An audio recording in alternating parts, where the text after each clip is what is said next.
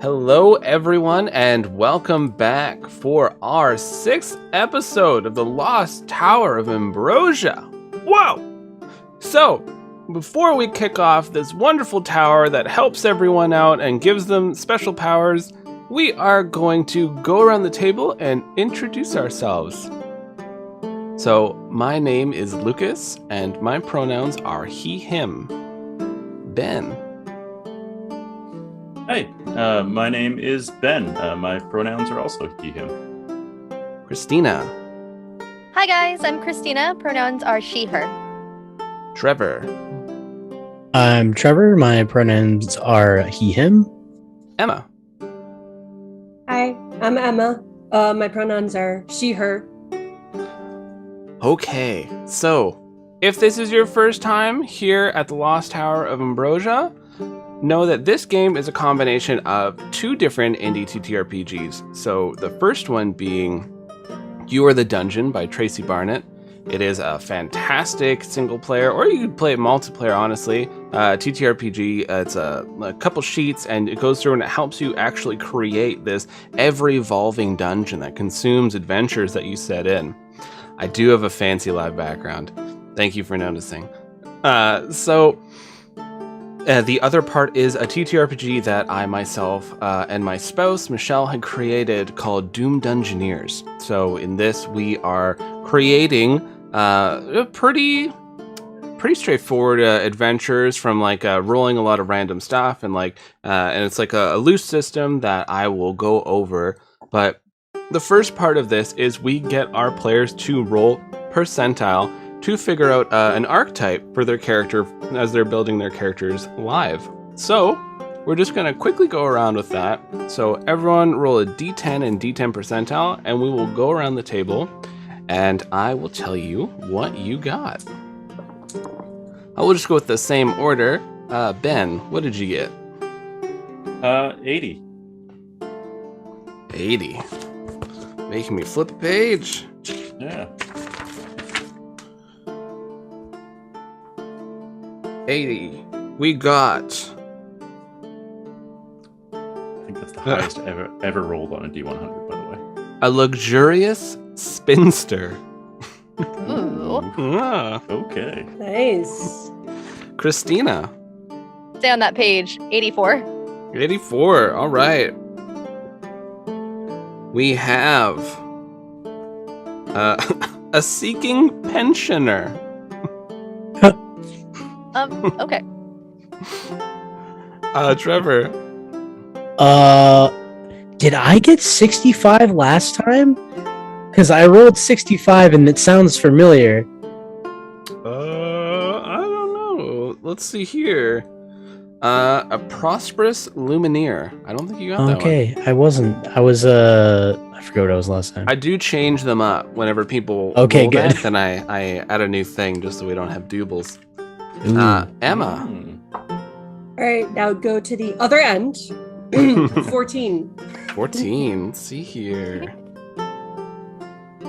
All right, we have. We have a punctilious architect. Okay. Wow, what was 65 again? Sorry, I didn't have time to write A it down. prosperous lumineer. Prosperous lumineer. So, while our players are distributing stat points and thinking about their characters, I'm going to quickly run through the rules of the Lost Tower. So, in the Lost Tower, when creating a character, there are 4 main stats. You have you have might, which is like your strength, your constitution, all that good like physical lifting. You have luck, which is really what helps an adventurer survive. Luck is kind of like survival, finding traps, finding that item you needed in that room, navigating your way through a maze, you got lucky. Magic, using any kind of magic. And mind, knowledge, puzzles, formula, crafting, trying to devise a plan. And so the players are each given 8 points to distribute through this.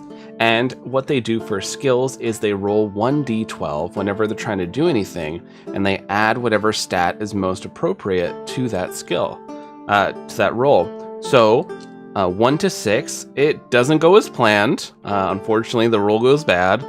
7 to 10, not so bad. There's a minor drawback, but you still get to do what you're trying to do.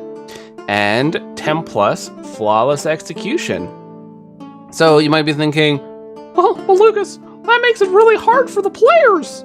Yes, it does. It does put a little bit like stack against them, but that's what the tower's here for. We're consuming Dungeoneers, and maybe a few of them will make it out. We don't know. The other things we have with this is there is the survival curse and calling upon the dungeon. So the survival curse is you can leave the dungeon at any time, but it takes a part of you. So you might come out looking like we had a person coming out looking like a hag because they were using so much magic and getting transformed by it. We had a robot come out with a snake arm because they were holding onto a snake at the time and it became their arm. We had someone come out, they had become completely made out of glass. So all sorts of fun things can happen to you when you exit the tower. And everyone has this ability, though no one's ever used it. It is calling upon the dungeon. At times of desperation, you can reach out to the dungeon to help you, but you have to be willing to give something in order for the dungeon to help you. The more you give, the more the dungeon will assist you. All right. Last thing, HP. Every Dungeoneer is given 5 hit points, and depending on how many points they put into might, they also get that as a bonus to their HP. So if they put 3 points in might, then they should have 8 hit points. All right, so those are the rules of the game, but we'll go around and we will see what characters we have for today. So let's start with Emma. Tell us about your character. Okay. Can I just... I'm sorry, I'm very new at this. Can I just, pick anything, or... Yeah, I mean, it's very loose. If you want, we can go with the other players. You can see how they go about it. If that would help. Would be awesome. Sorry. Sure. That's no problem. Trevor, why don't you tell us about your character? I've made very big arms. He's he's a dwarf of Mons Regnum, and he's super strong. He's real strong. So it's Gary Big Arms. Barry Big Arms. Oh, Barry. Not to be confused with his arch rival, Gary Big Arms. Gary Big Arms. Yeah. Gary Okay. Small Arms is his rival, actually. Everyone's just so impressed as to how small his arms are. Yeah. How do you keep your arms so small? Christina, tell us about your character. I have made the orc Riven, and she is evidently a seeking pensioner, so she's done of everyone's bullshit and just ready to retire. And we're just gonna see how things go for her, because she's also pretty hefty, tired of working on the ships and the docks, and ready to be done with all of this. That's fair. Okay, Ben. Hey, I'm Thea Almond, the luxurious spinster and a luminous. And she's just seeking all these unique luxuries that has heard that the tower carries to add to her collection and make all the other luminous jealous. So yeah, what better place to go than the Lost Tower of Ambrosia? Exactly. All right, Emma. Okay. I am a gnome Okay. named Blanc-sur-Blie. Blanc-sur-Blie. Blanc-sur-Blie. And I'm going to the tower because I heard it had very good architecture, and I want to see all the architecture, but I usually can't see architecture like above a certain level, so I kind of look at all the like floor joints and all the kickboards and stuff like that. Yeah, that makes sense. You come here, this tower is ever evolving. It keeps getting, if anything, taller and taller each day as new floors are added, as the Dungeoneers go in. So, the last piece we have is I need everyone to roll me 2d10 as we are determining what your fate is entering the tower. So the fate is going to be kind of like the theme of you entering this tower and what you're dealing with. So a lot of people have had some pretty fun ones, in my opinion, fun. But you do not know your fate until the end of the session. So Barry Big Arms, what you got? I got a 1 and a 3. 1 and 3. Let's see what you got. That makes sense. All right. It's never not concerning when he says that. Christina, what you got? A 6 and a 7. All right. I should say Riven.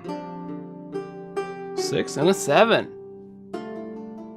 That's fitting. Okay, this is kind of themed. All right.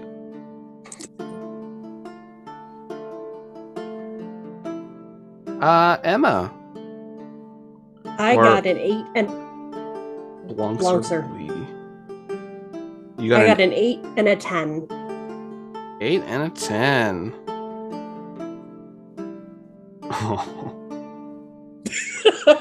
That's a great sound. Mm-hmm. Yep. So we're all dead now. Yep. A Lucas chuckle that early in the episode. Yeah. We're all gonna turn into like Elder I Shores. mean, we didn't come here to expect to live, did we? I mean, No. It is the Lost Tower. And Yeah. Ben. Yeah, Or should I'm I using up say all my good rolls right now? So 8 and 6. 8 and 6, they almond. Yeah. Is that a character from No Mercy? Yeah. I thought I recognized the name. I'm cycling through Tyler's list of NPCs. Nice. was Steve the Chopper or whatever it was also? Steve the Chopper is. It's actually the title of one of our episodes. Ooh, excellent. Yes. All right, let's see what Ben got. Oh, this will be fun. Oh. Yay! That's fitting. Okay, I like these. These are all themed pretty well. I'm just taking off the list they have here for You Are the Dungeon. All right, everyone. So, oh yeah, we also need Gustavo. I'm gonna have to come on, but Yeah, I gotta save that one for a special occasion. this is true. Okay, so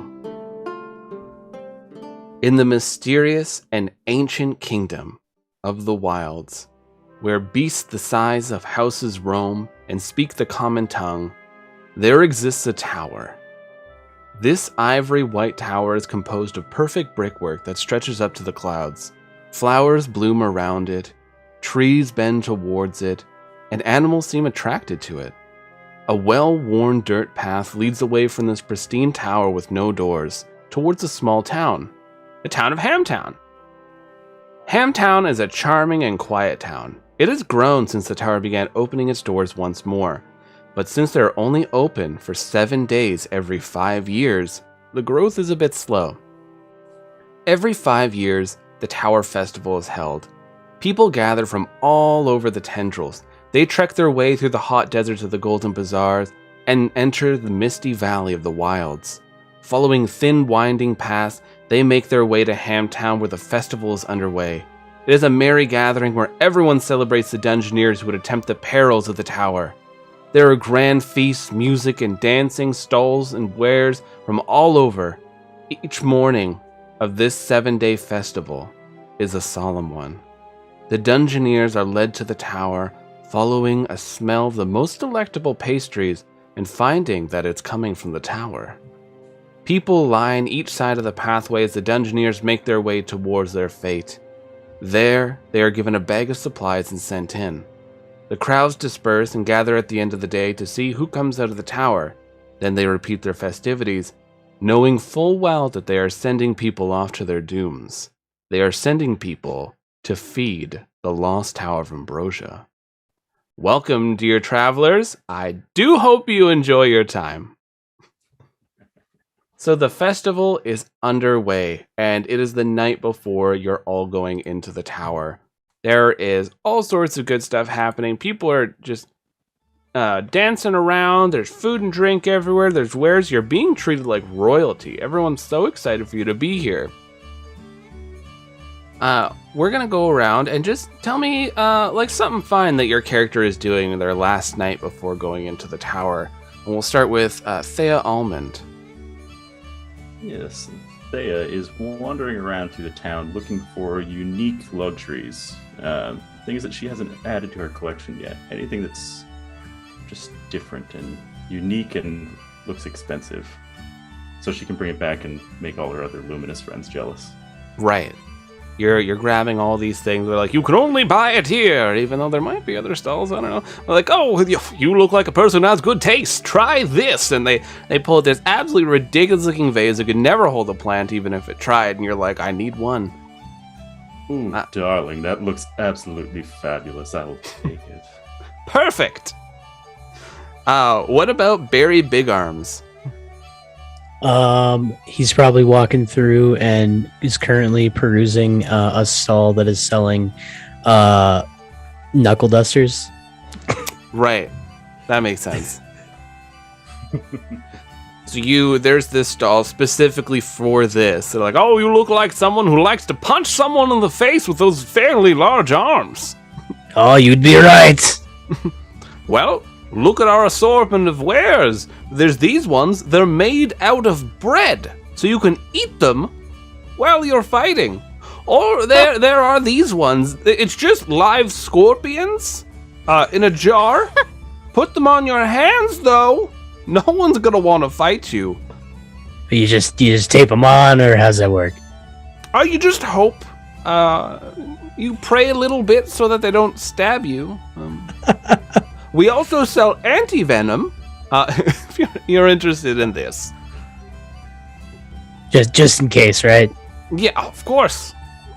And you see there's one person, their hand is really swollen as they're sitting there crying. I got stung. I don't know, stupid. What about... Let's get this.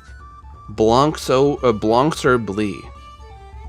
Blancser is, people might be trying to get him to, join the festivities and all that, but he's wandering around taking notes, very fastidious notes about, what's on each table and what everyone is doing, and he's looking at the construction of the buildings around, and he's looking very carefully at everything and taking very fastidious notes. And then every so often, like you're wandering and you're like wandering into danger while you're writing, and people are just kind of redirecting you as you just keep going. And it's almost like one of those Looney Tunes things where like you're walking up the beam as it's going, and then the beam's coming down as you're walking down it. Very much. There's a lot of funny physics going on, and I should be dying before I even get in the tower, but but people are just like gently steering me towards where there's not horses stamping their hooves and stuff like that. What about you, Riven?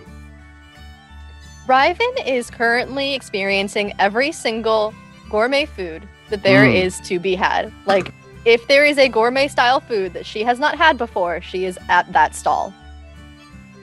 There's one where they've managed to actually create a cloud of cotton candy, and if you don't eat it fast enough, it starts floating away on you. So you have to try to eat it as fast as you can, because the little bits will just start flying away. She was like trying to enjoy it slowly because it's one of the finer things she's ever consumed, and then as soon as it starts floating, she just like jumps up and grabs it with her mouth like, oh no you don't. And Blancser is watching all of this very, very intently and she's eating the cloud. The cloud is flying away. What is happening? Oh, little bits are falling off. The cloud is pink. So you four enjoy an amazing night. You are treated so well, and you get to sleep in just this luxurious inn. And it's the inn that all the Dungeoneers stay at, so that you've seen a lot of people have been here before you. This is the 6th day out of the 7-day festival, so there's been a lot of people who've already gone into the tower. The last time, 3 of them actually came back out of 4. So, high hopes. So you're all getting ready, and you go to sleep, and the next day rolls around. It's very early morning when you're woken up and you get all your gear ready. There's a light fog that's outside rolling over things as you're led down this dirt path. You make your way up it towards the tower. You see that there are people lining along the ways. So you're looking, some of them look solemn, others look happy, excited. A few people are taking bets as you're all making your way there. You get to the front of where you assume the entrance of the tower should be, and you're each handed a bag of supplies. Those supplies are the same for everyone. So everyone is given a backpack containing rope, a lantern, chalk, canteen, food, and a small hammer. And you can each bring in the 2 items of your own.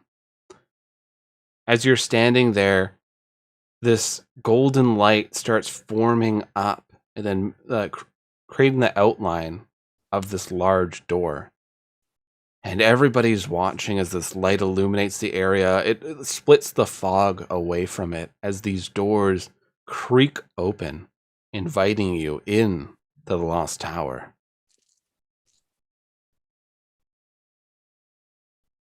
Well, I think the goodies are inside there. What do you say? I mean, this is why we're all here, isn't it? To hopefully Absolutely. become famous in some way and be done with all of this. Something like that, yes. I hope I'm not the only one who knows how to punch things. Oh, trust me, I've got you covered. I will be sticking near you two. Do you know how to punch things? Not really. Then I'm don't just here stick for near the me. goodies. You have to punch this hard to stand beside me. Yes. Must punch this hard to ride this ride. Yeah. So, the 4 of you enter into this tower, and as you go in, the doors close behind you, but the doors are all still there. Looking around this room, is a perfectly circular room. There are a number of doorways around. They have different symbols that keep flipping and switching over top of them. Sometimes it'll be a number, sometimes it'll be a symbol, sometimes it'll be a little mouth that opens and screams. Just all these strange little things. One point it's 2 eyes looking down at all of you before it changes back. What material are the doors?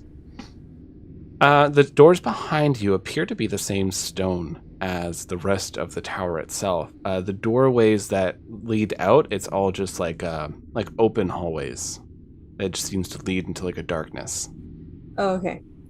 This I room like the itself screaming is mouth lit. one. We should go through the screaming mouth one. There's a screaming mouth. I'm afraid. Why should we go through the screaming mouth? I don't know, it just seemed fun. That's a valid point. Screaming mouths are usually full of interesting things, if not fun. That's what I'm looking for. Just the interesting things. I'll go with you guys. Plus, I don't want to lose my muscle. Okay, well, I suppose as long as the walls have fun carvings on them, I'm good. I'll come with you. Everyone roll me a d10.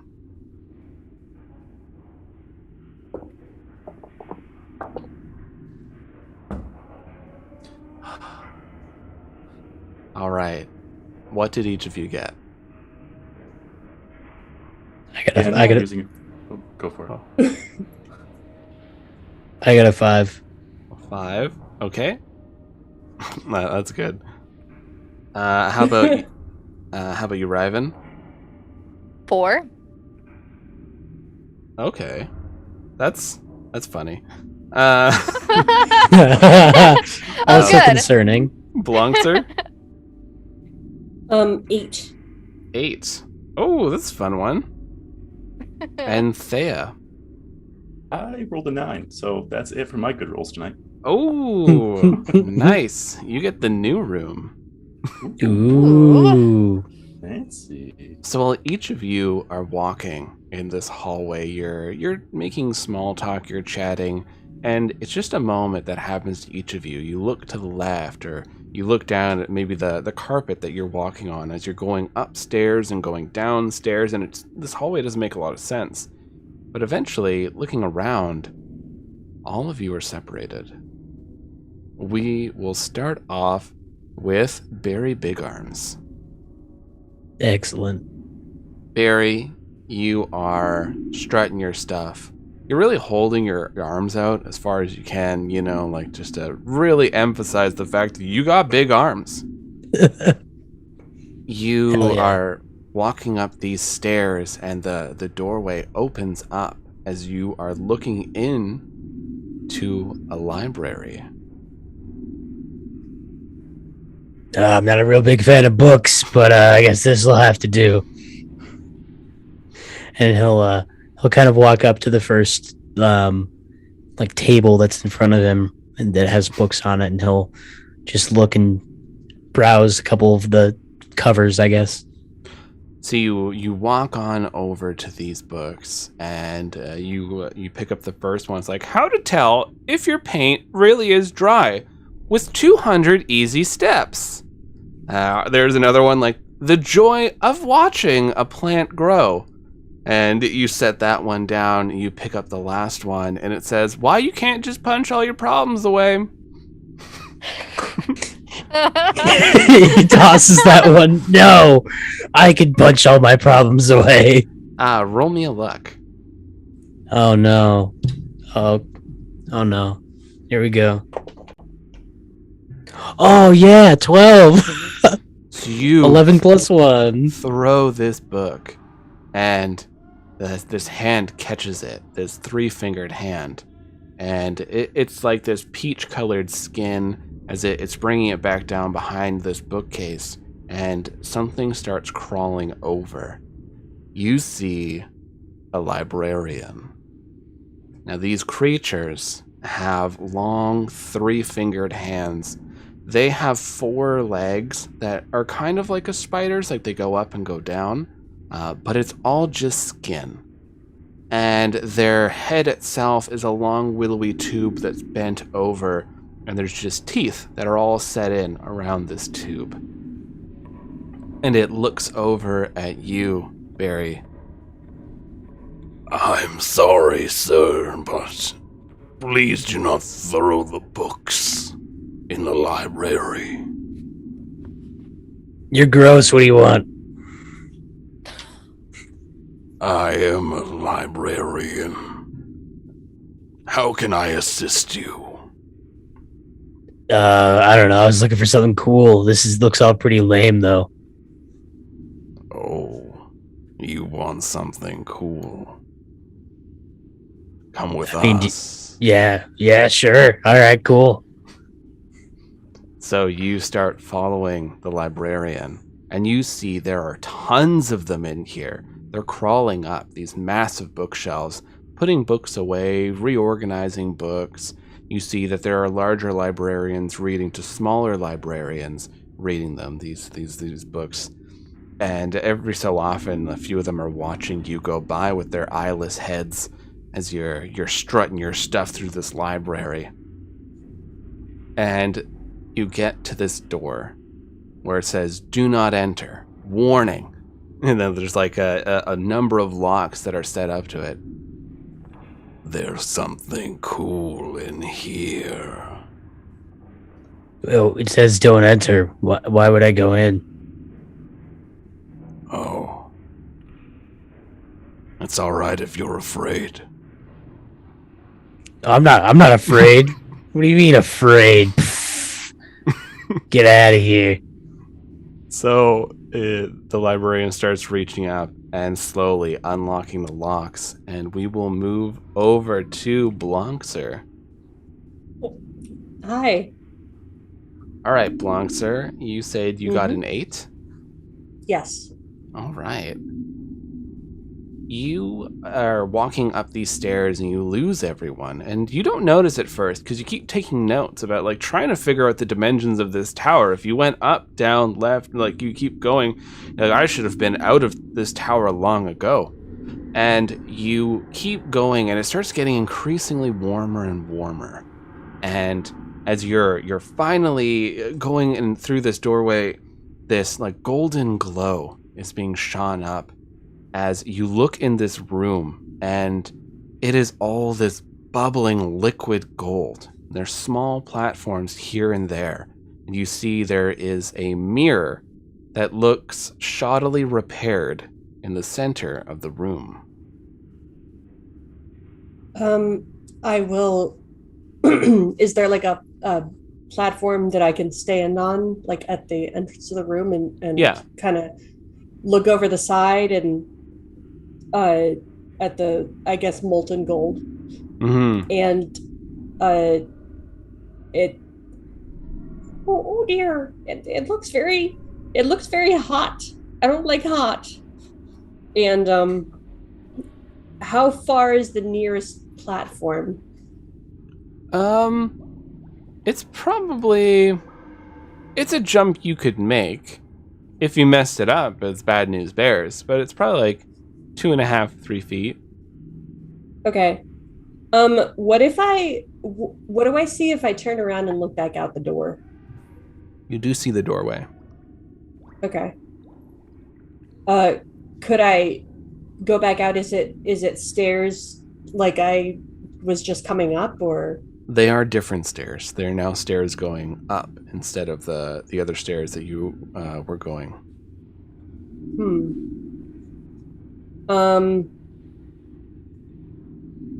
I don't like the idea of jumping, so I'm gonna go.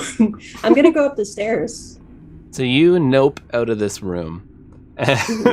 No, I'm not having it. No.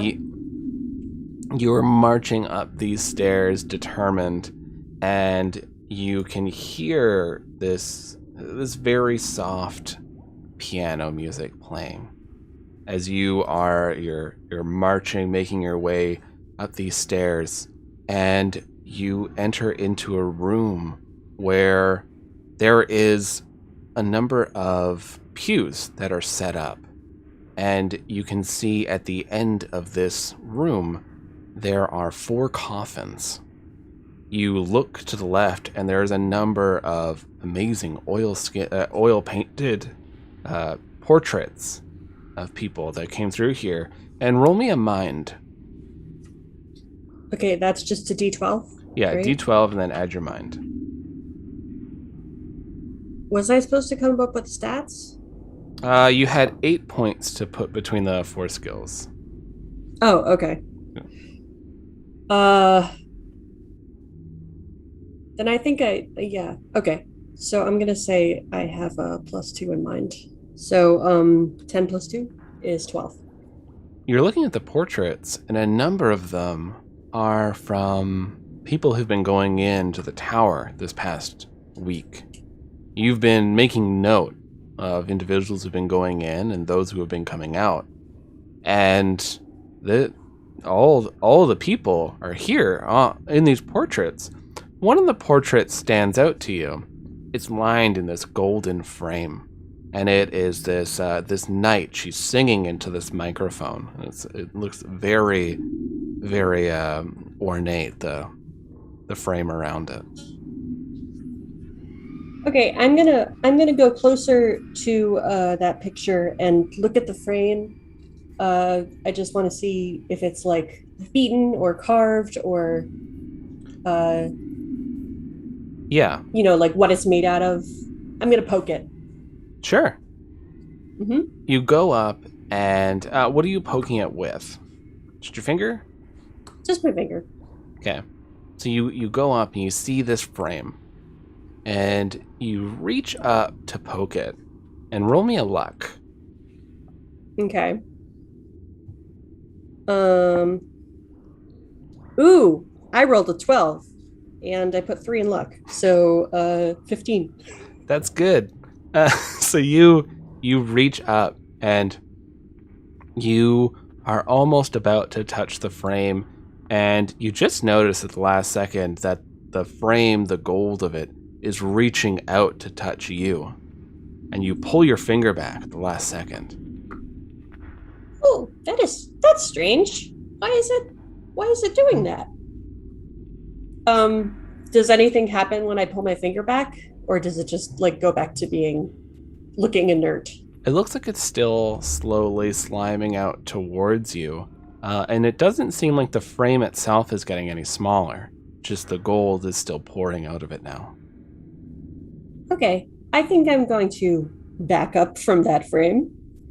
And you said there's 3 coffins at the head of the room? There's 4. 4. And is there like a piano? You said there was music coming from somewhere. Do I see the source of the music? You do not. And what's on the other side of the room?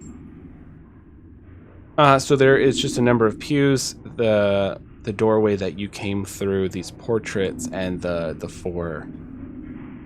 4 coffins there. And there are like torches along the sides of the walls as well. Okay. I am going to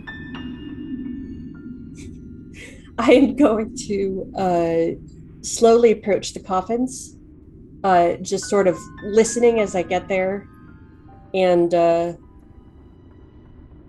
just listening and watching very carefully for anything to start moving. Do they have tops on them? Can I see?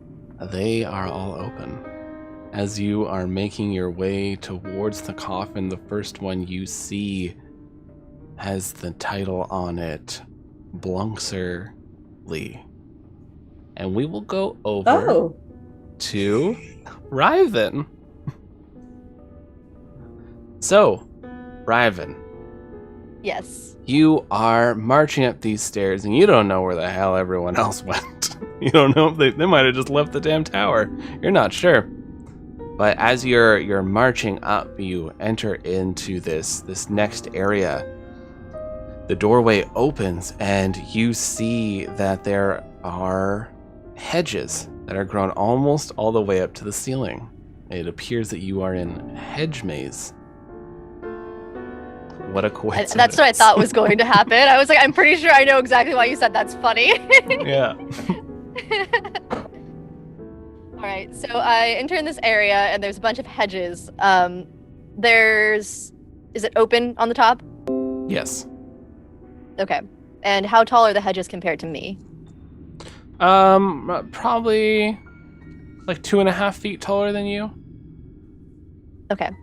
I'm just gonna start kind of walking in whatever direction it seems like I can go if there's one direction. If there's more than one direction, I would like to see if one looks more any different than the other. Sure. Roll me a mind. Okay. That is 14. So you are looking around in this dungeon, and the hedge mazes, they're more or less the same. Every so often, you're seeing a weird patch of, like, fabric is on the ground, but it seems to have been, like, torn off of something. But the patches of fabric do seem to be leading in a certain direction. Okay. I will follow the patches of fabric, since they probably look rather fancy, and she is into fancy, because fancy things mean money, and money means not having to do things. So you're following along, and you, as you're following along these pieces of fabric, you see there is a pair of gloves that are made out of the same material. Just random gloves on the ground? Yeah. It looks like almost like pieces of clothing are starting to be like, it was like patches of the fabric and then now gloves of the same material. And you see like there's more things. There's like a nice fancy hat that's further up. You see that there's a scarf that's going along the way. Okay. She'll try and pick up whatever she runs into first, so I guess the gloves. Yeah, you picked them up. They seem really nice. They look like they'll fit. Okay, she'll just be like, okay, and she'll just kind of like try them on. Yeah, they're snug. They feel good. And they look fancy. You're looking at this, you're like, oh, the life of luxury. Ooh, these are nice. These will be very nice when I can finally stop having to lift heavy things onto boats. So yeah, you come across, there's like a hat, there's a scarf. You're finding just like all sorts of pieces of accessories of the same material. Okay. She was never quite a hat person, but she will pick up the scarf and a couple of the other things. Yeah, you're finding boots, you're finding like just there's a really nice belt that you find, and so you're kind of just like just really right on. This is free shopping as you're getting this stuff. And roll me a luck. No, nope, that was a solid 1. Nice. Nice knowing you guys. So you are putting all this stuff on it. It looks great, and you just feel this urge, this drive to find all of it. All of it should be yours. You've worked hard. You've worked hard for so many years. This is finally what you were owed. So you are driven to find these articles of clothing. Okay. I've never really thought of myself as a hat person, but I think now that I'm finally retired and I don't have to worry about them flying off of my head when it's windy, that I deserve a good hat. She'll go pick up anything that she did not pick up before.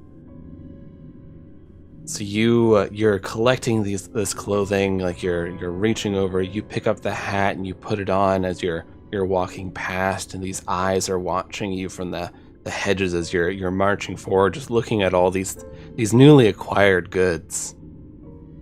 And we will go over to Thea Almond. Thea, wouldn't luck have it that what you run into is a store? Oh, look at this. Barry, Rivet, Blancer? Well, better. More items for me, I guess. And I'll wander up to the store. You come up to this store, and you can tell right away this is an antique store. There's all sorts of older looking things, quite fancy, that are set up on display. There's a number of these like cabinets that are set up. You see tables, you see shelves, and roll me a mind. Everyone's rolling mind today. That's 6. So you're walking along. Everything looks great. Wow. And you see, like, there are price tags, like 10 gold for this, 5 gold for that kind of thing. As you're going along, you see there's like a cash register, and you see like there's another doorway that's open in this shop. And as you go to pick up this really nice, like this china set, as you're holding it up, suddenly the ground shifts. And roll me a luck.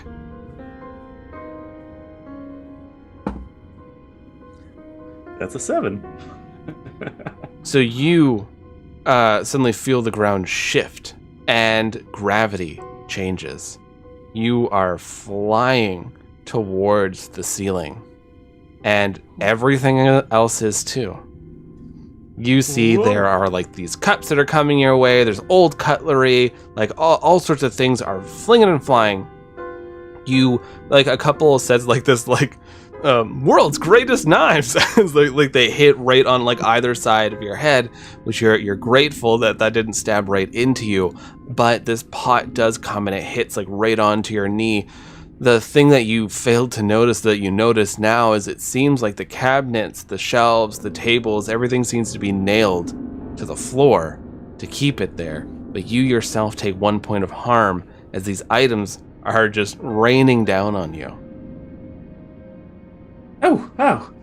That's quite the security security system. I've never experienced something quite like that before. How do I assume I'm still like up against the ceiling? So gravity's reversed. Like you can sit up, but you are on the ceiling, so it is very disorienting. Ooh. Well, this is very odd. I wonder if this security system's for sale. I would love to bring something like this back. I've never seen it before. I'm gonna start trying to walk around on the ceiling looking for a shopkeep. You do see there is a doorway leading into another part of the shop. Behind the cash register, it doesn't seem like anyone's there. Oh, there's no one here. I could always leave an IOU. Is there anything on the ceiling that looks fancy? Yeah. There's like a very fancy parasol that when it came and hit into the ceiling, it didn't shatter. There's no problems with it. A lot of the breakables did smash right away. You do see that like never need to sharpen again knife set. And then you're like, I don't know if that's true, but you're seeing it there. You do see a self-cleaning pan, which just seems like the dream of everyone who hits past 18 and realize they have to cook all those damn meals. I want one of those. God damn. Seriously. I am going to grab both the pan and the parasol if that is allowed. Mm-hmm. And I'm going to walk with those items through the door into the back room. You enter into this room and you immediately find yourself falling. Roll me a might. Remember how I said it wasn't muscly? That's a 4. So you're like, oh, good. And then suddenly gravity just switches again and you go flying at the wall as you enter into this back room. This back room seems to be a cave for some reason. And you go flying, hitting into this stonework. You take another point of damage, and your 2 items that kind of like clang against you. Oof. Well, this is very disorienting. I don't know that I care for this much. There is a person that's sitting at the end of this room, this cave. They're hunched over, and the gravity doesn't seem to be affecting them at all. And in front of them are 3 items, and they have these somewhat worn-looking robes. They look up to you. There's these greenish, yellowish eyes glowing from underneath their robes. Hello. Welcome to my shop. Oh, hello. You are the shopkeep responsible for all of this? I am the proprietor. Yes. Quite a unique security you have here with the gravity going all over the place. It seems to have thrown me around a bit. I didn't intend to take it without paying. You must take it. One of these 3 items is yours. But what will you leave behind? And my. we go from Thea Almond back to Barry Big Arms. Barry Big Arms, the last lock hits the ground. You look over, a little uneasy, but you're trying to show that you're not scared. And you look at the librarian who is removing this chain that went through the door handles. Are you ready for something cool? Barry will crack his knuckles, but they're all like, he's got metal arms, so it's just this weird, like, crunchy metal sound, and then he's like, yeah, alright, let's do this shit. So the doors are opened, and it is this like back storage room. And you see that there are a number of like boxes that are stacked here and there. There's a few tables with old-looking books on them. And the librarian waves a hand. After you. Yeah, alright. And he'll walk in. You walk in, and the door is shut behind you. The sounds of metal grinding on stone. It sounds like a weapon is being drug along the ground. So much for being a coward. Looks like you guys were cowards. Hey!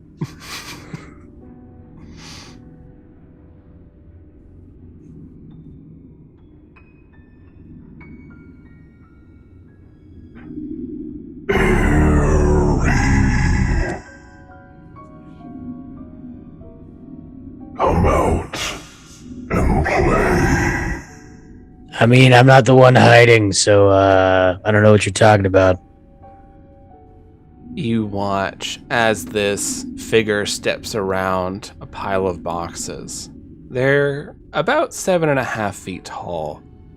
It is this werewolf, except they're mechanical.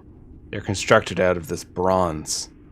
And there's blood, dried blood splatters here and there that's on them as they're dragging along this executioner's axe that has Steve written.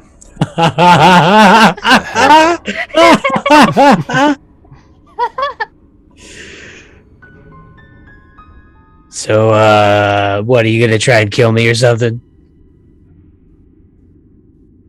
We're going to play.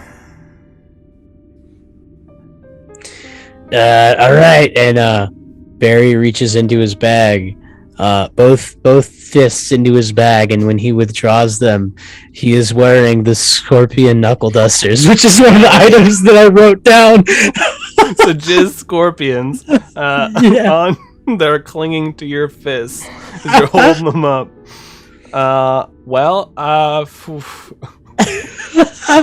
Roll me. You're gonna engage with this. I imagine you're running in there with scorpions on you. Yeah. First, roll me a luck, and then roll me a might. Alright, here we go. Alright, so it's a 7 for the luck. Not Nice. great. The might is gonna probably be a lot better.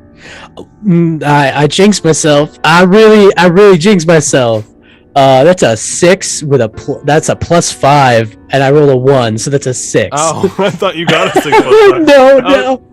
So you are running forward, and one of these scorpions tries to sting you, and you're like, no! So you like fling it across the room, and like you get them off your hands, realizing you put live scorpions on your hands. And in that moment, you look up as this mechanical werewolf is right on you, and this axe comes down, and you feel Steve the Chopper's axe chop. It hits you right in the chest as you take 2 points of harm, and they pull the axe back, and I need you to make me another might roll. Another might roll. Let's do this. Come on, better this time. 7. 7. Okay. Not great. I took 5 points in the might, and I keep rolling like crap. You manage to push the axe off of you, and blood just starts pouring out of it. You see this axe has this red glow go about it as you take an additional point of damage, and your wound isn't stopping bleeding.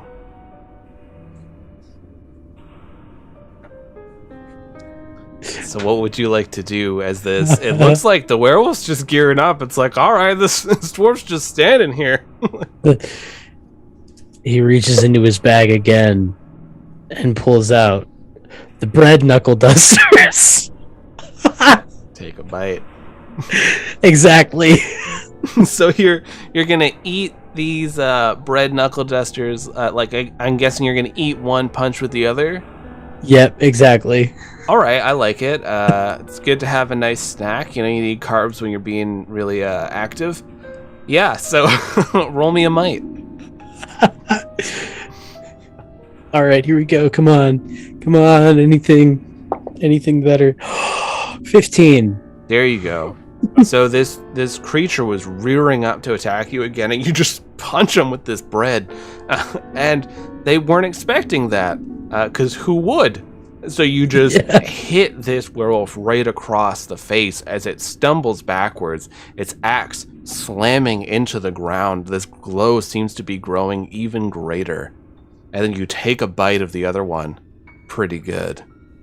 You're like, is that Italian herbs in there?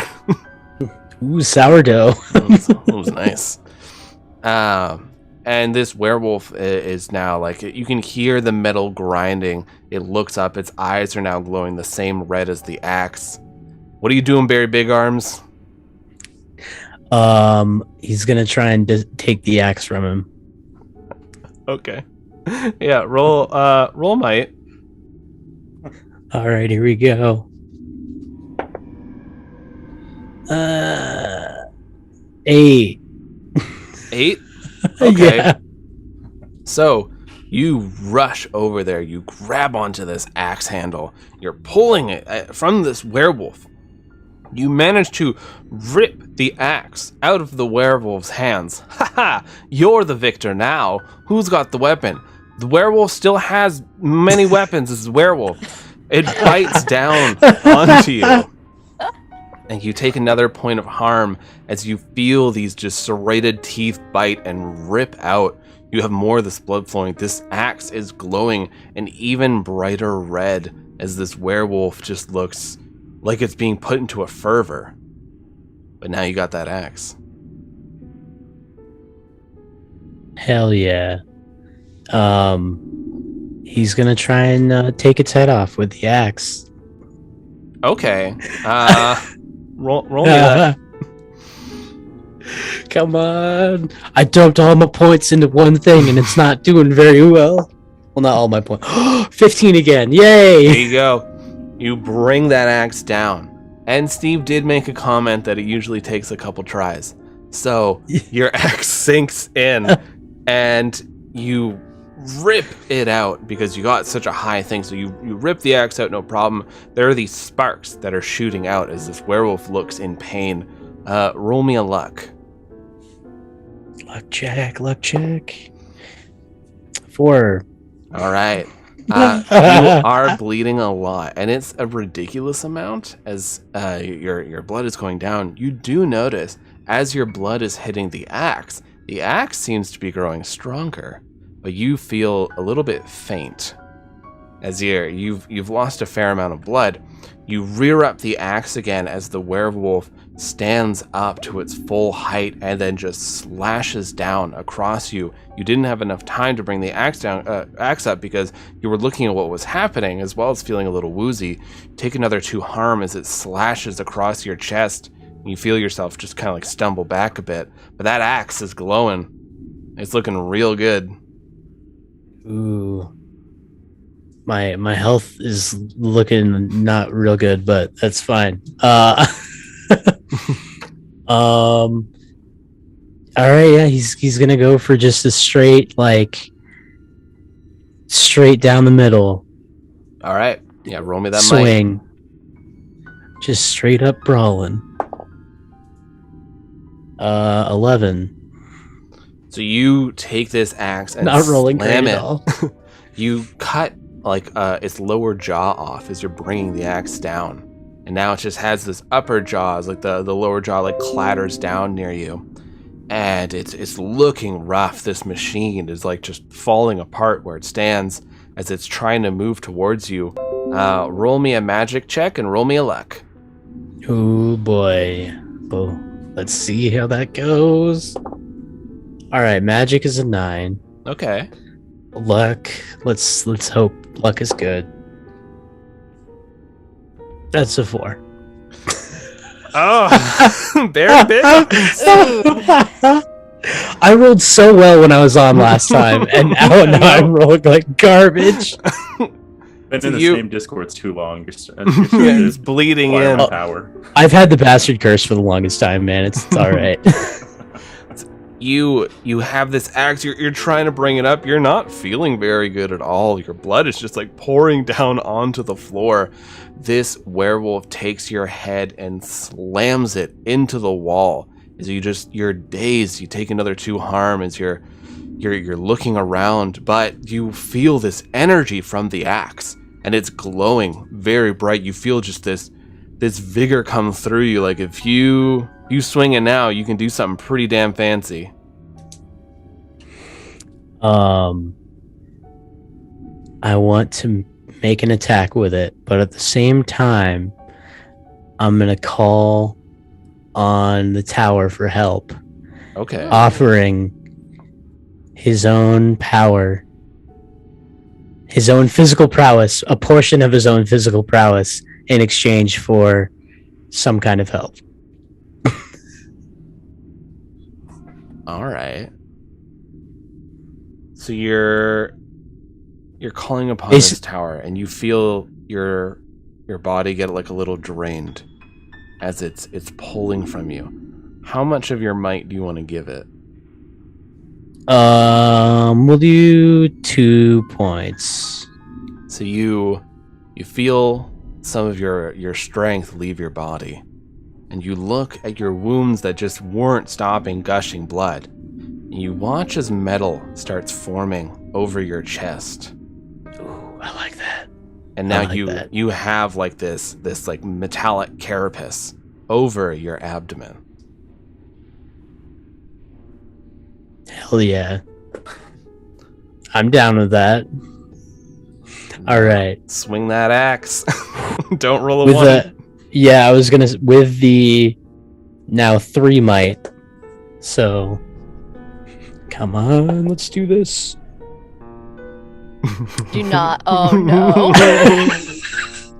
Well, I was a 3, and so it's a 6 now, but still not great. So Oh no! You take this axe. You feel good. You're like, all right, my body is stronger. I can do this. How much hit points do you have left? 2. All right. We watch as fuck.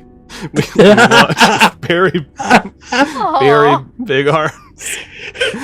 You swing this axe, and it's remarkable. There's a few librarians that were watching from like cracks in the wall, and they're all like, wow, that's amazing. As you bring this axe through, you render this werewolf into pieces, and just parts of it go flying. You fall to your knee as the axe clatters to the ground. You cough up more of this blood. You look down at your legs. You have these torn up jeans because, you're a tough guy. You look at the skin through the jeans. You see it's turning into that same metal carapace. Your throat feels scratchy and tight.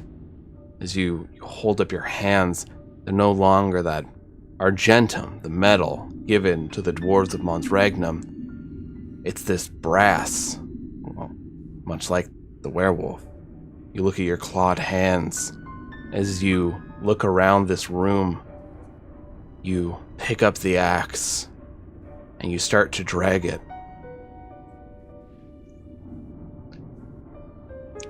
We go over to Blunzer. There were so many failed rolls. I tried. No, it's good. That is the nature of this game. I rolled like ass. Holy crap. You come up to this coffin. You see your nameplate on there. And the casket is open. There's a little stool that you could step on to look in. It seems that all the caskets are open. I would like to listen to see if I hear anything first. Yeah, roll me a mind. Okay. That is a 13. You hear an oozing behind you. I am going to whip around and look at whatever it is and go and make a little squeak. There is a replica of yourself made completely out of gold, as it mimics your movements but not sound.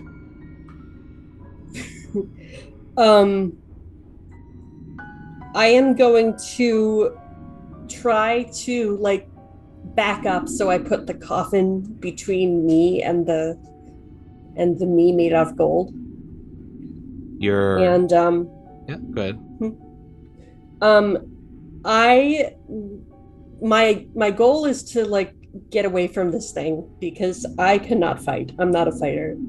I'm a lover.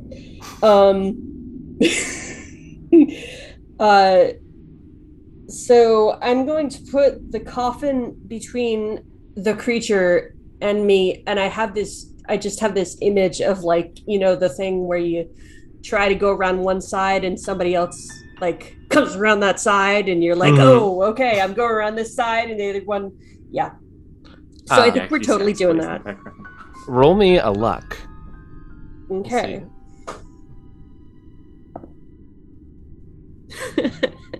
10.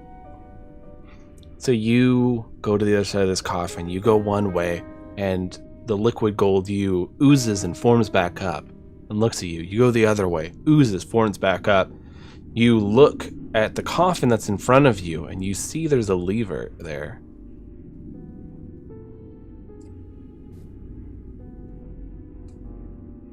Yeah, fuck it. I'll pull the lever. So you give it a quick pull, and you hear the sounds of the coffin in front of you, your coffin. It sounds like the bottom falls out.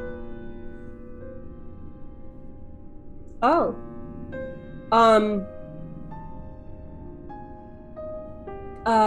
Is this coffin, is mine like in the middle of the 4, or is it one end of the 4? It's in the middle, yeah. Okay. So I couldn't like bait the golden creature to one side and run the other way. You could try. Roll me a luck. Okay. That is what I'm going to try to do first. Ooh. 15.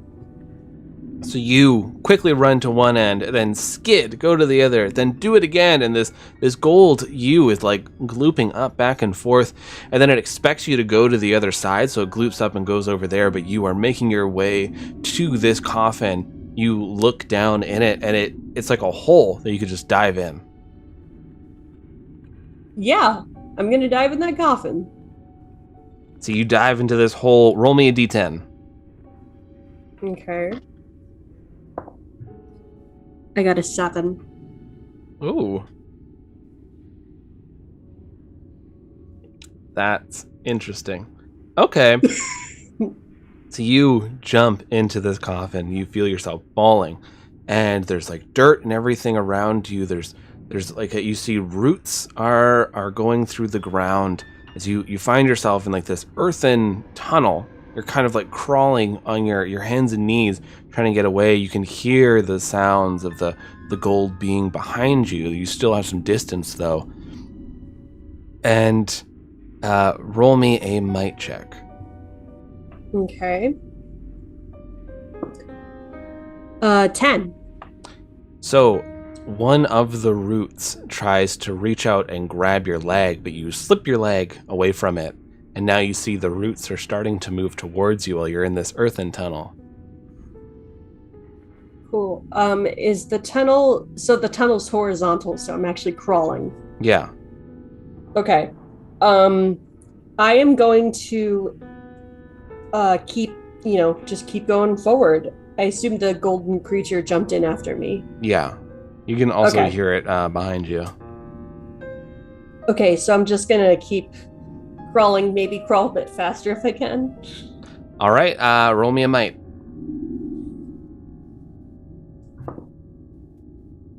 Wow, that's a 12. All right, so you are crawling. You are moving, and you suddenly the tunnel starts going upwards. So you're just crawling up this as you hear more of these roots coming your way. You feel them vibrating through the ground. You can hear the gold you coming up the same way that you're going. You finally break out of this tunnel into this beautiful field of flowers, and you see this large tree. As the tree looks down at you, this confused looking face.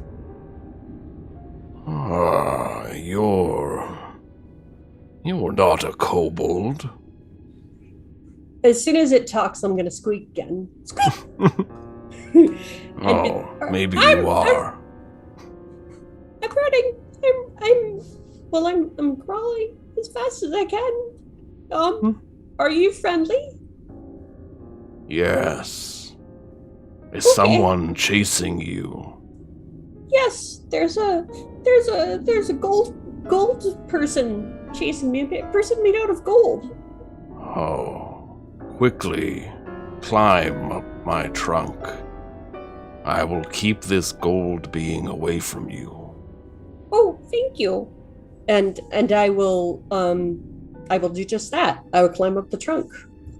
All right, so you climb up this trunk with ease as the branches are helping you, kind of lifting you up as you settle down.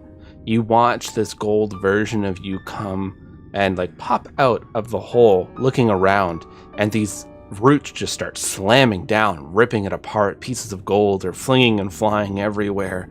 These little birds are coming to sit on your shoulders. One of them drops like a handful of berries into your hands. As this place is just so nice. Yes, it is. It's very nice. Thank you. I say to the bird and give it a little rub on the head. Yeah, the bird just And, sings a song and flies off. Yeah.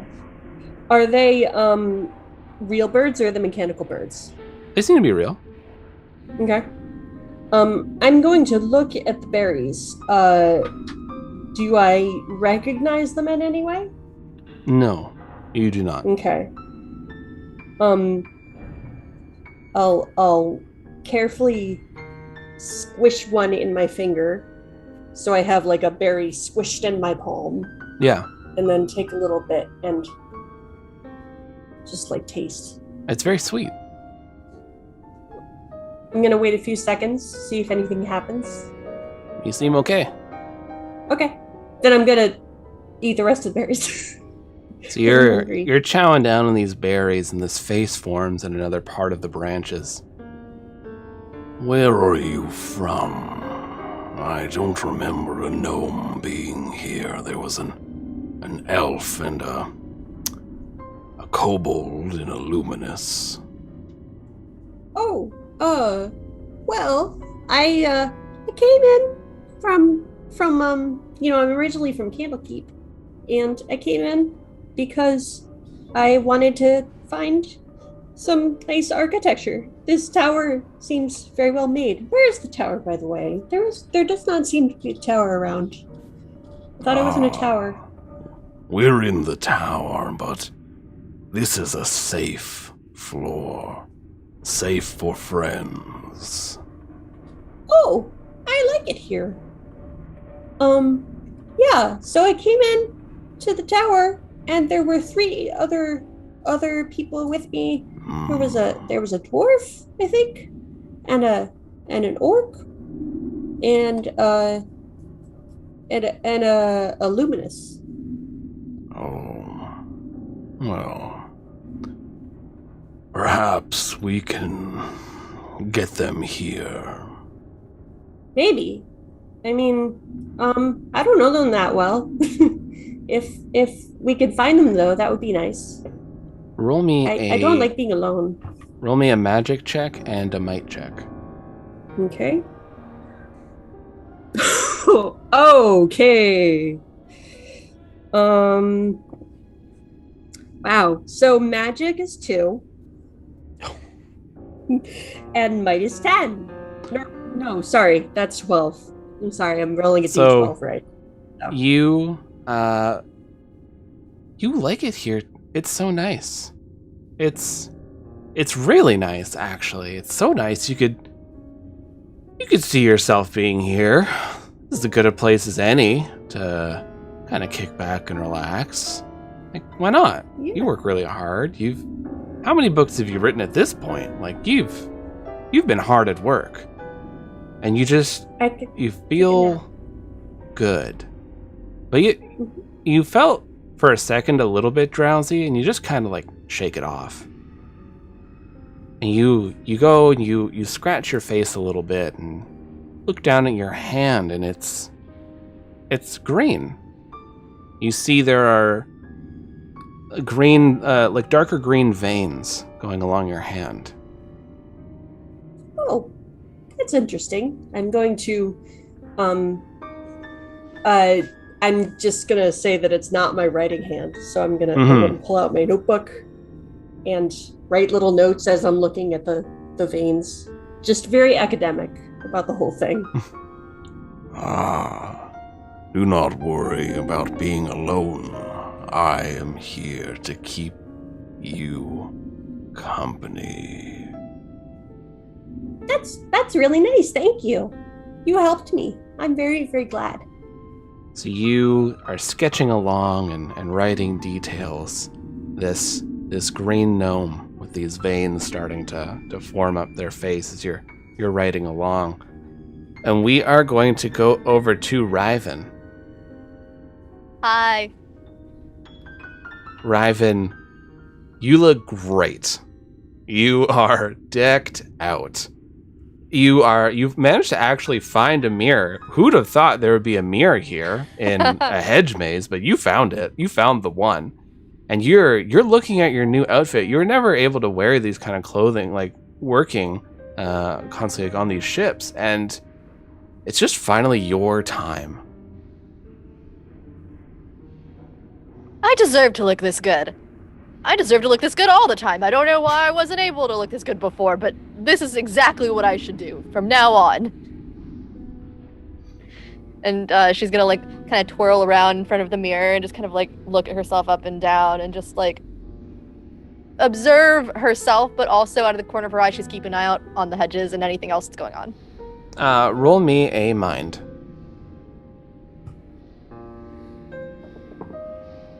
8.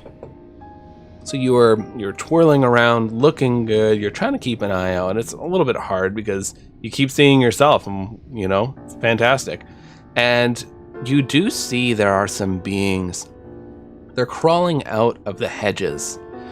They stand upright. They're very thin, and they're kind of like moving in a strange, almost hypnotic-like way. They're walking. They hold their hands up, and there are 2 eyes, like one on each palm of their hand. And there's probably about 3 of them. Their stomachs open up into these mouths, and they go, You look amazing. More like an angel. Oh, thank you. I thought so too. Incredible. Are you from the tower? I'm in here now. Yes, you are. We are so graced to have you here to bring such glorious works of fashion into this tower. And you see more of them are coming out of the hedges, and they're standing there. They're probably like 10 feet away or so. They're not coming any closer. But there's probably about like 5 or 6 of them now. Okay. And they're complimenting you, all of them. They're so happy. Okay. Well, I appreciate all of this compliments and everything that you are giving me. How many of you are there? Oh, just a few more. As more and more of them are coming out of the hedges now from all angles. You see there's about 12 now. And the hedges are still shaking. And then the few that come and go, oh, there's just a few more still. They'll be here soon. Well, I was asking because obviously there's got to be somewhere I can be where you can see me easier, like a higher place or something. Yes, there is. There's a perfect place. Follow us. We'll take you there. Okay, I will follow you. Roll me a magic while you're walking along. Okay.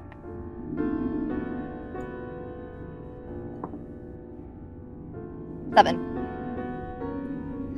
So you just feel so good wearing all this stuff.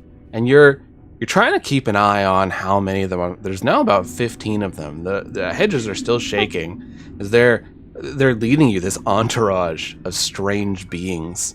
on their backs, you see like more eyes form. It seems like from every part of them, they have eyes that are looking at you while you're walking along. And they're saying, "There's the perfect place you can show your splendor, your grandeur. Everyone will adore you."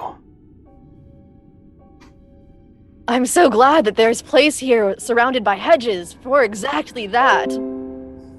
It's remarkable. What a coincidence. What a coincidence. By the way, do you happen to know anything else about this tower? Like, what are you? I've never seen anything like any of you. We came to the tower long ago, searching, looking. But we haven't found it, and we don't remember what we were trying to find, but, well, we found you. And now it's so much better. And you see there's now about 20 of them. They're leading you through this maze. The maze opens up into this like circular area. You see at the center of this is this stone platform, right at the center. There are fountains going along in different places. This is perfect. She's getting to attempt to do like a catwalk over to the platform while she's showing off. Like, she's seen other people model things, but she herself has never done this, and so she's attempting it. I would say roll a luck. We'll see how that goes, and roll a magic as well. Okay. That's a solid 10 for luck. Nice. And Very magic. impressive. 112. So you are going, you feel that these clothes on you make you feel incredible, so powerful. You reach a hand out, and this like red carpet just goes in front of you. The same material as the gloves you're wearing. And the gloves, when you first put them on, they just went up to your wrist, but like they're well past your elbow. Like they're going quite high as you're in this like full getup. Before you were just picking up accessories, but like it appears all of your clothing has changed. And you spin, and like these sparkles and everything are coming off of you. And all of these beings, they're trying to clap. They can only clap their fingers, or also keep crushing their eyes against one another, and that'd be incredibly painful. So that you're getting a lot of golf claps as they're like, yes, as they're excited, and you're going on to this platform. You feel incredible, as there is now at least 30 of these beings as they're surrounding and cheering you on. Roll me another magic. That is like the absolute worst image, Lucas. Thank you. It's absolutely horrifying, and that's a 5. You strike a pose. And what is the pose that you strike? I think she's doing just like a standard catwalk, like her hand on her hip and her hand like up in the air, like, aha, kind of pose. You strike this pose, and you can see like there's a pool of water near you, and you kind of glance over it, and your pose is so perfect. You don't want to move. You want to keep this pose. You want to keep this pose for as long as you can. More and more of these creatures are coming here. You're holding the pose. 5 minutes pass, your arms are burning, but you're holding the pose. And you feel yourself stiffening. Roll another magic. Okay. That's a 4. It hurts to hold the pose, but fashion is pain. As you stand there on that platform, and you feel yourself getting stiffer and stiffer as you're looking out at your adoring fans. There is over 50 of these creatures. Their stomachs are split open. These mouths are chanting your name. They're just like all cheering for you and they're almost like splitting back and leaning back, and like this long forked tongue is like flailing out, and some of them are screaming, and like they're just adoring you. As you feel your body get more and more stiff, the burn keeps passing through you as you are the perfect statue for these beings to worship. Riven.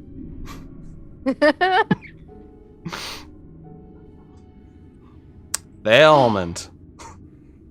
Oh, You are shopping.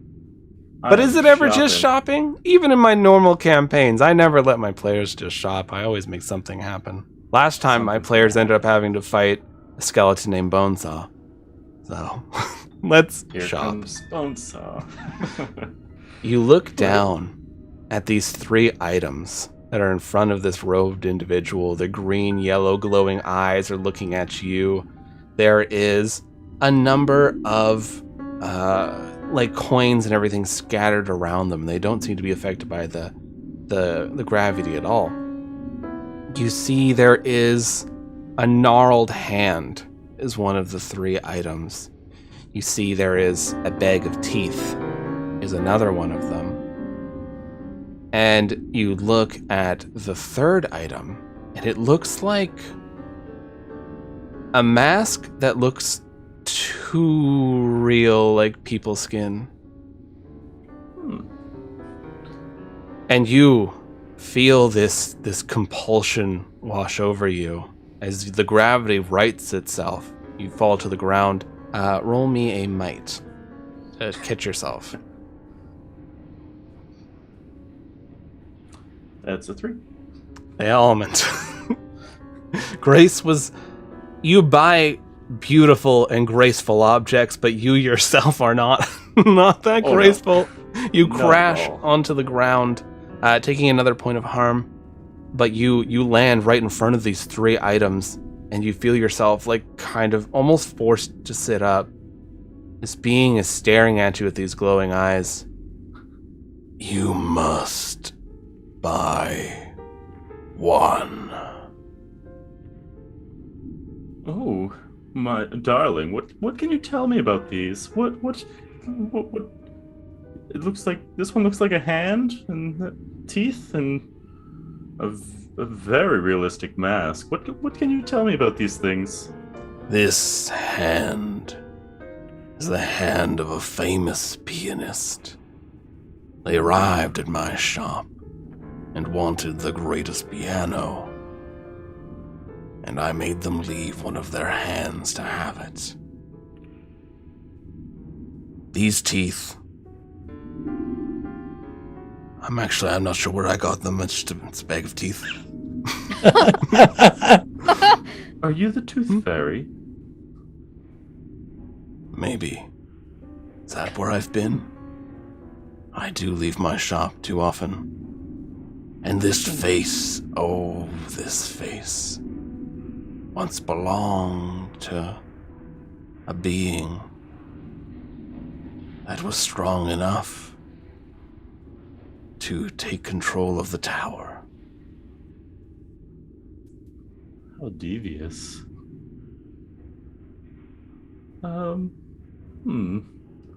If I do any... I'm assuming these items all feel pretty sinister. I mean, even just a regular person looking at these items would feel uncomfortable. Yeah. A hand, a bag of teeth in someone's face. Yeah. So,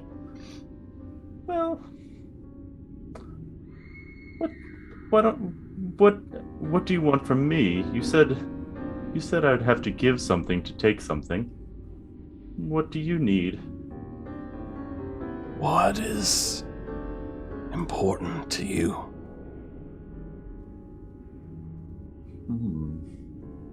Your glamour, your glitz, your glow.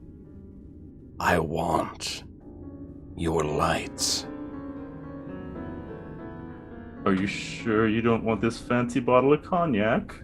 And I'm gonna pull this fancy bottle of cognac out of my bag.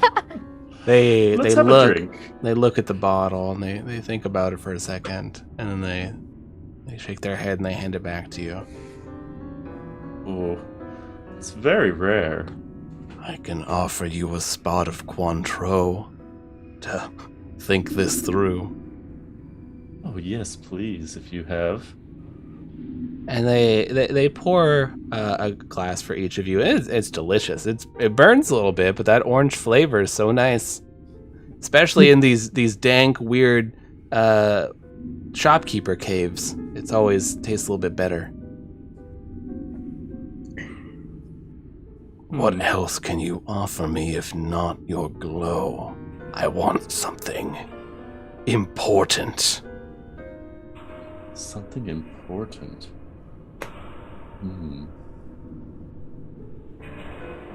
I didn't bring much with me, just myself, and this bottle of cognac and this fancy perfume, and then I'm gonna try and spray him in the eyes.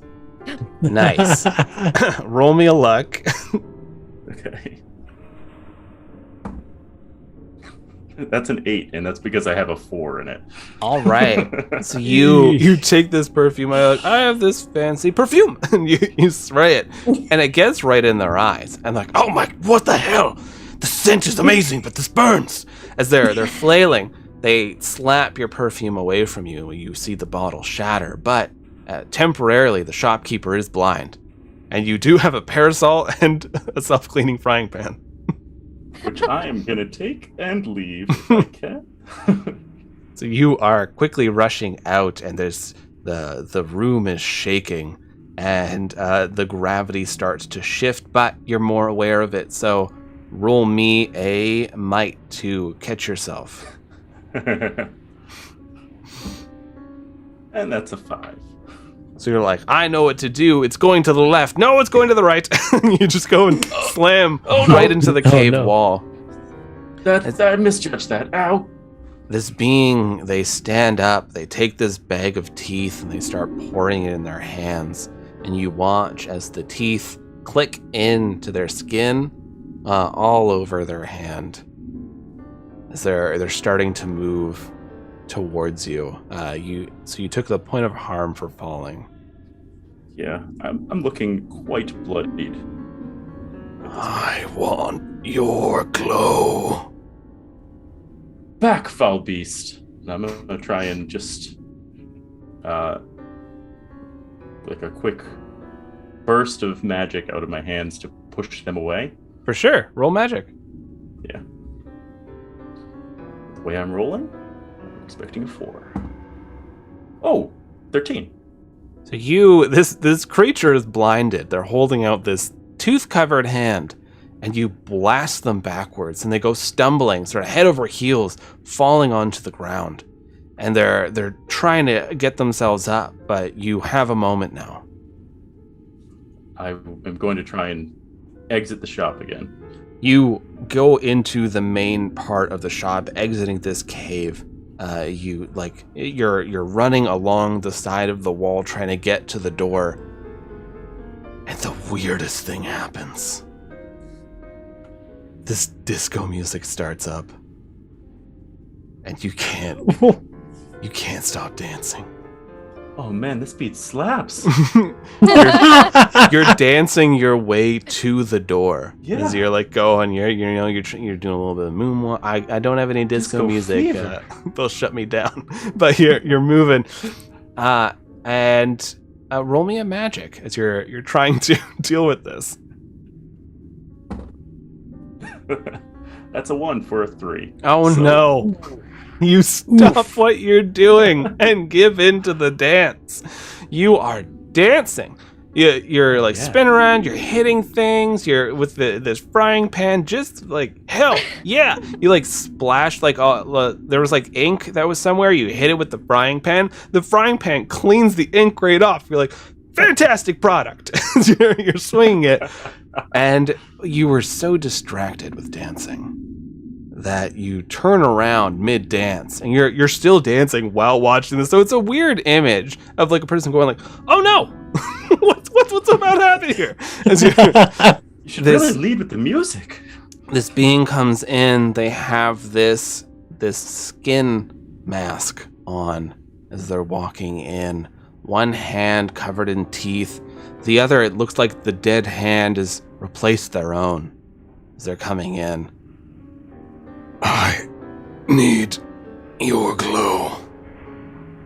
Oh, not without a dance first. My. Roll that magic. If you want to try to dance your blues away and see what happens. I'm gonna try to dance this guy away. Magic of dance. Dance off. That's a 12. So you just declare a dance off. And they look at you like, What? You wanna dance? I'll show you a dance. You can't just throw on a kick and beat like this and expect me not to dance you. So the two of you start dancing, and it's intense. Like, if there were other people in this room, they'd be like, I should make a movie about this. As you're dancing away, you're like burning up the ground. This you actually see like there's like scorch marks from you dancing so damn hard. As you're feeling the heat. Roll me another magic. That's a 3. How much HP you got? I'm going to assume I've died because I'm down to... All right. Oh shit! Oh no! So you are dancing. This person's dancing. You keep just like dancing at one another, and this person goes in to reach for you, but you power slide under their arms as they try to grab at you, and your glow is going brighter and brighter and brighter, and you just erupt as this flare goes. The pot crashes to the ground. The bottle of cognac rolls away, and the parasol just falls. But there's no more Thea Almond. Thea Almond danced themselves into a glorious end. Oh my god. We go to our our last Dungeoneer, Blancser. You are feeling content. It feels good. You're here, and it's very relaxing, and the birds are nice to you.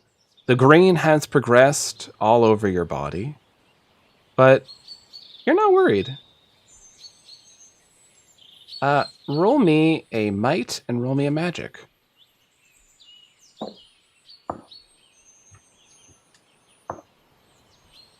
Okay, might is 12, and magic is 11. All right, Damn. so you're feeling good. Yeah. Oh, would you look at that? You're becoming a sapling. We could be friends here. But how, if I, does that mean I have to stay here? It's not a bad place to stay. There's a But annoying cat here. Sometimes it shows up every now and then to taunt me. It tells me I have no friends and no one wants to hang out with me. that's just a cat. I mean, that's just what they do. I try to tell myself this. Put me in a real toxic headspace for a bit, but this kobold talked me out of it. I was really in a bad place, and I was blaming others for my own behavior, and I understood that if I wanted friendship, I need to be able to have constructive conversations and not just lash out when I'm feeling overwhelmed and stressed. Mm-hmm. Really need to learn to love yourself first. Yes. That's why I was so happy to see you arrive. I thought maybe, just maybe, this one will stay. Well, I have to tell my friends back at Candlekeep what I found here. I have to tell them. I have to give them my notes. Is there a way? I could stay here with you if I could send them my notes. Do you know of a way? Could the birds perhaps carry them? I don't see why not. If I gave my notes to a bird, they could carry it to Keep, and I could stay here with you. Well, they can carry a coconut, so I'm sure they can carry a notebook. Okay. They're European, not African, right? Yes, of course. Okay. So I will take my notebook, and I will, condense all of my notes onto one page, and I will. It's a very rip out the long page. It's a really long page, and I've written in. When in college they gave you that index card to write cheat notes for the test. Yeah. And you wrote in like the smallest hand possible. Mm-hmm. Yeah, it's like the tiny, and I'm like writing in the margins and like on the other side. Yeah. There's like old-timey cross script where it goes like you turn the page sideways and you can read it from the other direction. Mm-hmm. Right. The sentence has two meanings.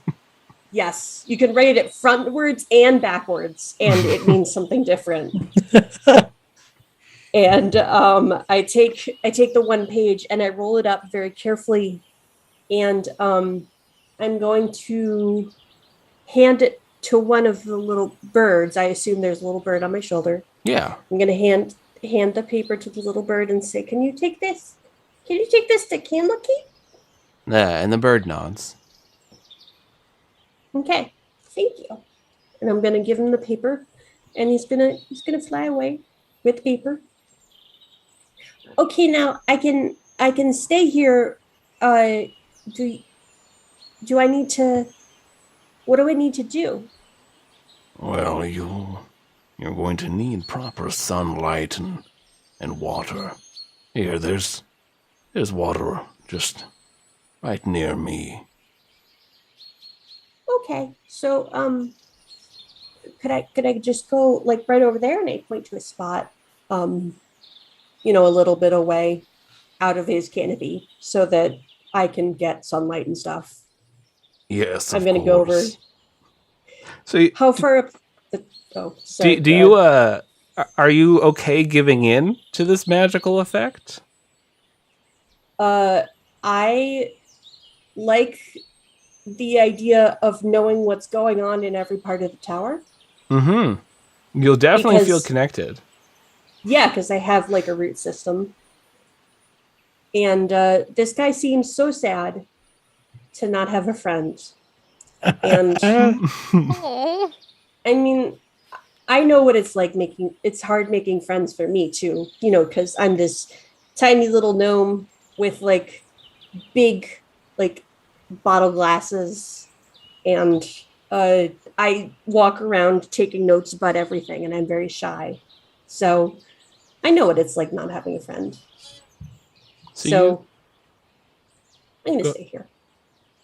So you settle down, and you spread your arms. You feel little bits, and it's a weird feeling. It's not painful. You just feel these little like branches sort of growing off of your arms as leaves are starting to sprout. Your legs become one as your roots reach down, and you can feel the tower. And you think, where are those three that I came in here with? You feel this beautiful dance. You can see this dance happening as Thea Almond explodes into the light. What a fantastic dance. You see Riven in this pose as this beautiful statue.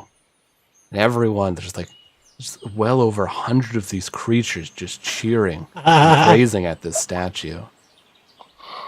And you find Barry Big Arms, just this dwarven metallic werewolf pulling this axe, wandering this warehouse, this trail of blood behind them. And you feel okay. You feel content. And people waiting outside, the evening rolls around. They all come to see who leaves the tower. The doors open, and a single bird, carrying a piece of paper, flies out, and the doors close. As they all wonder, Wait, who's the bird?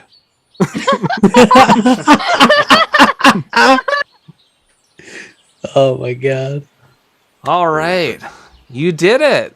Congratulations. Holy all shit. Joined the tower. That was really good. Yeah. Did we We're have all here. two rooms from players who were here made them show up? Because that meta one was mine. That was evil Igneous she was talking to. Yeah.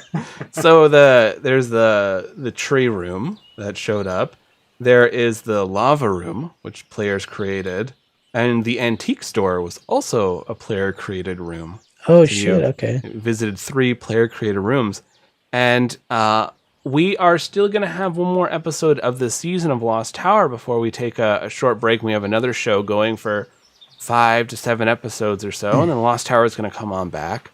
But you can all create another layer of this dungeon. So we'll go around, and everyone can add 1 or 2 things. It's up to you.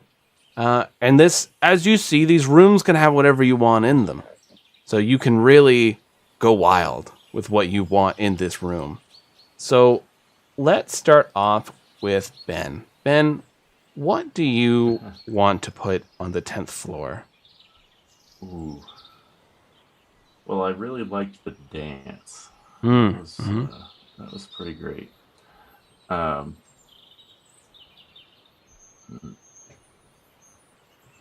about this is going to seem completely off base from that first comment, but just a room that gets smaller and smaller and smaller and smaller and smaller. Okay. As you get to the end. I like So it looks like one of those, you're running down the hallway. It's like that first perspective. Yeah. It's like it looks like it's just a really long room, but it just really gets really small. Like Charlie in the Chocolate Factory. Or Alice in Wonderland. Or Alice in Wonderland. Mm-hmm. Okay, awesome. Christina, what do you want to add to this room?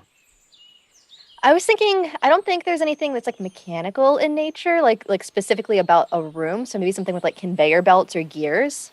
Oh, it can like force you to go along in the room. Okay. Conveyor belts and gears. I like it. The poor next group that's going to deal with this. Emma, what do you want to throw in this room? I really liked the pictures and the callbacks to like past adventures and stuff like that. So I'm thinking that the walls are just like, could the walls be covered in pictures and like you can't see the top and the pictures just keep going up? Ooh. For sure. Nice. And Trevor, what do you want to add to this room? I've been thinking of a wild idea that nobody's really thought of before, which is essentially if you speak in the room, you must only speak in rhymes. Otherwise, you take some kind of damage or there's some kind of bad effect that happens. And maybe there's a warning beforehand, but I just think that is fucking hilarious. That's evil. Yeah, that's amazing is what it is. That is going to be a tricky as hell room. Yeah. What if the warning was kind of cryptic? So like, that's even better. That's even better. The warning before you, There's just the word rhyme on the floor, and that's it. And people's and there's a question mark. And you're like, does that? Are you asking me to rhyme? Yeah. I love it.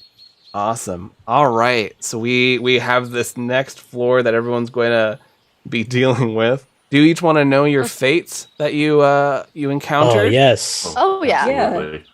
All right. So Barry Big Arms, you were fated to meet your executioner.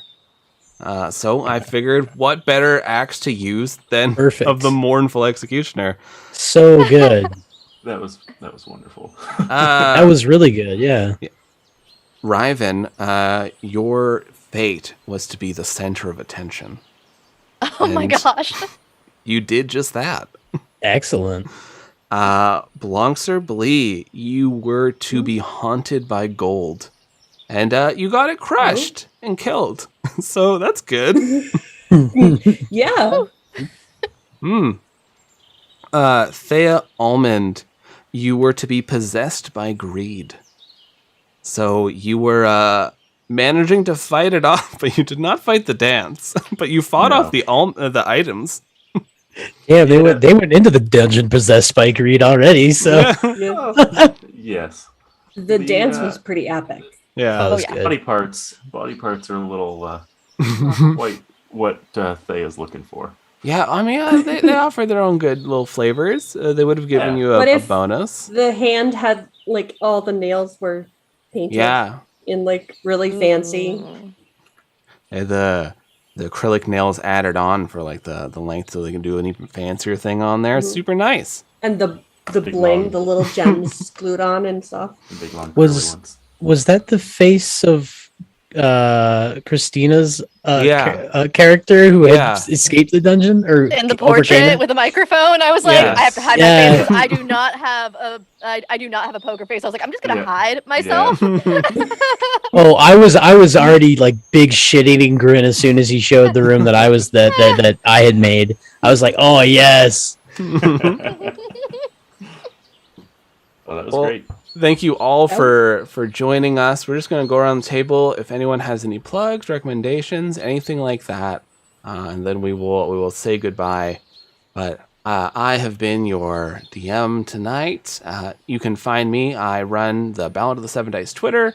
I have a podcast that I DM, Ballad of the Seven Dice, where we have heroes joining us from different dimensions to fight an eldritch war. And tomorrow we have another episode of Rise of Nyarlathotep, which is a D&D show that we do on Twitch and YouTube, where our heroes currently are going through their difficult emotions. They all sent me two memories each, and we've been going through them while they're trapped inside a Doom Cube.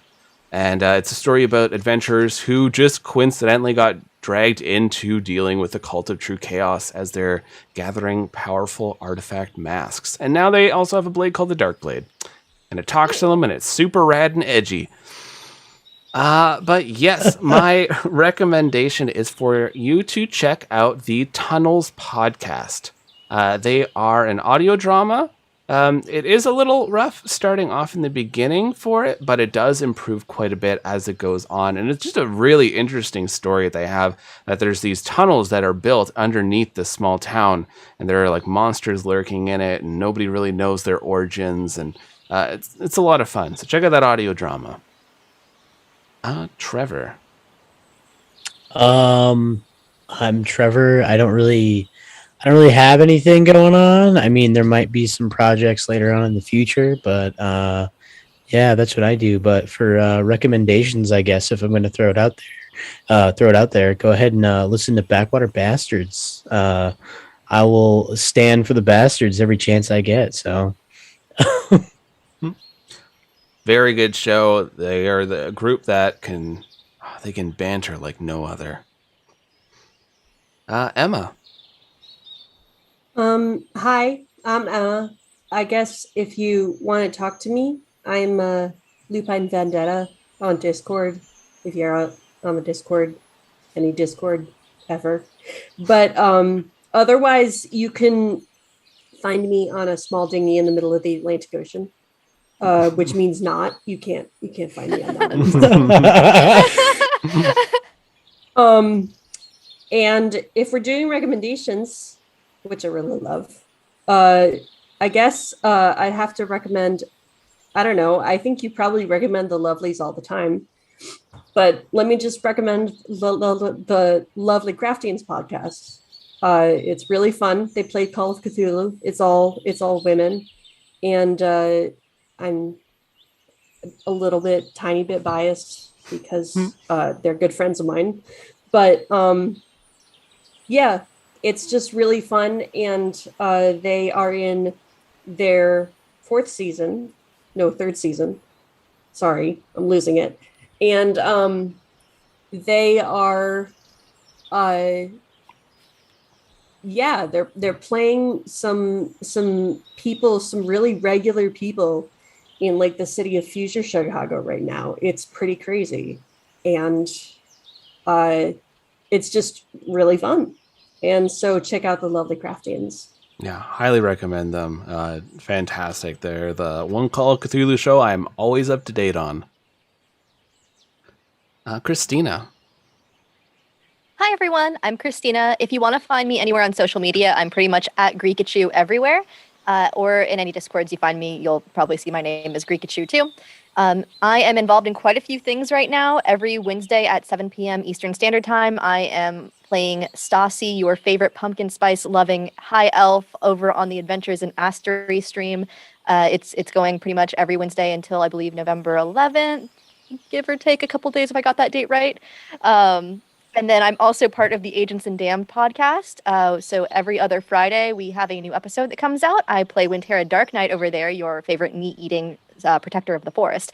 And we have our Halloween episodes coming out beginning this Friday, where we feature our lovely interns of Damned, because who doesn't love a good intern special? And we are also, the episode I will go ahead and promote a new person for, collabing with Bard Rock Cafe. I'm very excited for it. It's part of our main canon episodes too. So that'll go out as soon as every part is recorded.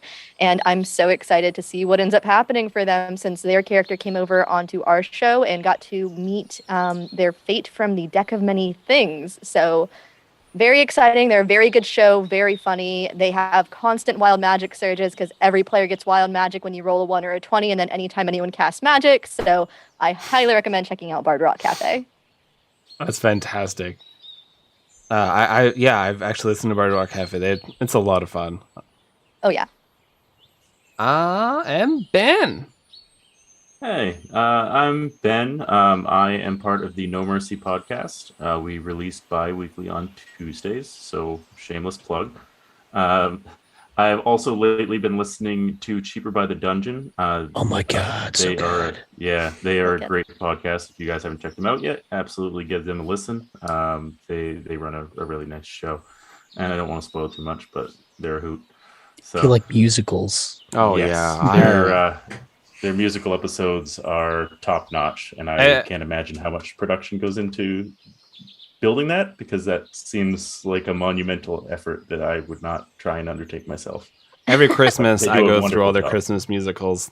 Absolutely magical. Yes, they absolutely are. But yeah, I think that's who I'll push today. But yeah, good times. Awesome. Well, thank you, everyone, for coming by and enjoying this wonderful trip into the Lost Tower of Ambrosia. Tomorrow we will be back with Rise of Nyarlathotep, so come check us out and see what's going on with the group known as the Randos.